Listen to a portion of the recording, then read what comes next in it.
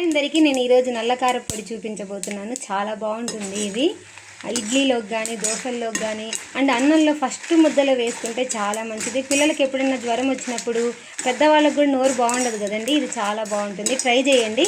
దీన్ని మీకు పక్కా కొలతలతో చెప్తాను, ట్రై చేయండి. చూడండి, నేను ఇప్పుడు ధనియాలు అయితే ఒక పావు కిలో తీసుకున్నాను. లైట్గా ఒక హాఫ్ స్పూన్ నూనె వేసుకొని వేయించుకోవాలి. అండ్ శనగపప్పు 1 స్పూన్ వేసుకోండి చాలు. ఎక్కువైన పప్పులు ఎక్కువ ఉండకూడదు. అండ్ మినప్పప్పు, ఆవాలు కొంచెము 1 స్పూన్, జీలకర్ర అవి వేసుకోండి. ఎండుమిరపకాయలు క్వాంటిటీ ఎక్కువ ఉండాలి. ఇదేనండి టిప్పు.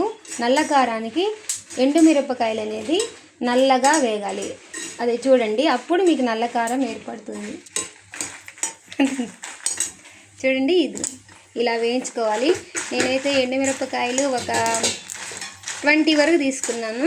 పావు కిలో ధనియాలకి 20 ఎండుమిరపకాయలు తీసుకోవాలి. చాలా టేస్టీగా ఉంటుంది. ఒకసారి ట్రై చేయండి. ఇది మీకు ఎలా చేయాలనేది మీ కొలతలతో చెప్పాను కదా. ఇది మిక్సీ వేసి మీకు చూపెడతాను. దీంట్లో కొంచెం ఇంగువ కూడా యాడ్ చేసుకోండి.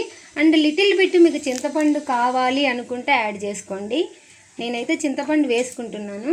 వెల్లుల్లి కారప్పొడి వేరు, ఇది వేరు. కొంచెం ఇంగువ వేసుకోండి, 1 చిటికెడు. అండ్ ఇంకా చింతపండు. లాస్ట్లో మీకు కరివేపాకు 1 గుప్పెడు వేసుకోండి. అంతే, నల్ల కారప్పొడి రెడీ అవుతుంది. మిక్సీకి వేసుకున్న తర్వాత మీకు చూపెడతాను. చూడండి, ఇది వట్టి బాండీలోనే వేయించుకోవాలి. దీనికి ఇలానే కొంచెం 1 గుప్పెడు కరివేపాకు నేనైతే కడిగి వేసాను. మీరైతే కొంచెం ఆరబెట్టుకొని వేసుకోండి. అంతే, కరివేపాకు నల్ల కారం పొడి రెడీ.